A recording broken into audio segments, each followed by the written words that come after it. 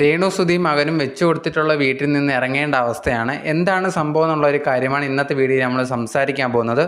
ആ ഒരു സ്ഥലം ഉണ്ടല്ലോ, വീടൊക്കെ വെച്ചു കൊടുത്തേക്കുന്ന അവിടെ ആ ഒരു സ്ഥലത്തിൻ്റെ ഓണറായിട്ടുള്ള ബിഷപ്പിനെതിരെ കുറേയധികം വീഡിയോസൊക്കെ രേണുസുധി ഇട്ടിട്ടുണ്ടായിരുന്നു.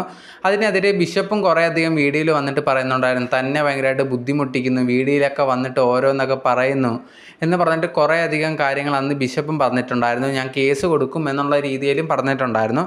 ഇങ്ങനെ ഇരിക്കുന്ന സമയത്താണ് ഇപ്പോൾ ലേറ്റസ്റ്റ് ആയിട്ട് ഈ രേണുസുധിക്കൊക്കെ ഒരു നോട്ടീസ് അയച്ചേക്കുന്നത്. ഇതേ കണക്ക് തൻ്റെ വീട് ആ ഒരു സ്ഥലമൊക്കെ തിരിച്ചു തരണം, അതല്ല എന്നുണ്ടെങ്കിൽ തനിക്കെതിരെ ഇതുവരെ പറഞ്ഞിട്ടുള്ള വീഡിയോസും കാര്യങ്ങളൊക്കെ ഡിലീറ്റ് ചെയ്യണം, ഇതിനു വേണ്ടി 7 ദിവസം സമയം തരും, അതിനുള്ളിൽ ഇതിലേതെങ്കിലും ഒന്ന് ചെയ്തിരിക്കണം, ചെയ്തില്ല എന്നുണ്ടെങ്കിൽ ഞാൻ ആക്ഷൻ എടുക്കും എന്നുള്ള രീതിയിൽ ഈ ഒരു ബിഷപ്പ് പറഞ്ഞിട്ടുണ്ടായിരുന്നു. അതിൻ്റെ ന്യൂസാണ് ഇപ്പോൾ സോഷ്യൽ മീഡിയയിൽ ഭയങ്കരമായിട്ട് കറങ്ങിക്കൊണ്ടിരിക്കുന്നത്. എല്ലാവരും പറയുന്നുണ്ട് ഇപ്പോൾ രേണു ഇറങ്ങി കൊടുക്കേണ്ടി വരും എന്നുള്ള രീതിയിലൊക്കെ.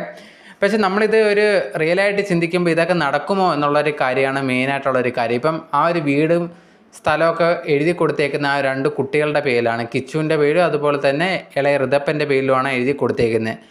അതിനി തിരിച്ചു വാങ്ങുമോ എന്ന് പറയുന്നത് എനിക്കറിയത്തില്ല. അത് എങ്ങനെ നടക്കും, നിയമ നടപടിയൊക്കെ അങ്ങനെയൊക്കെ പറ്റുമോയെന്നൊന്നും എനിക്ക് അറിയത്തില്ല.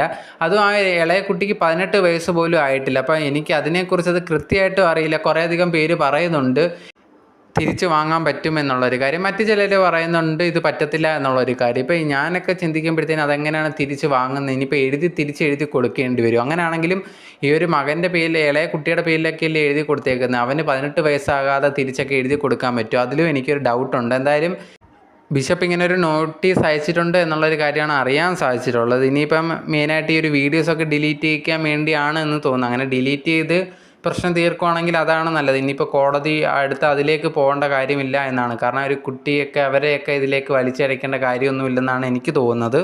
നിങ്ങളുടെ അഭിപ്രായം എന്താണ് എന്നുള്ളത് മറക്കാതെ കമൻറ്റ് ബോക്സിൽ കമൻറ്റായിട്ട് പറയുക.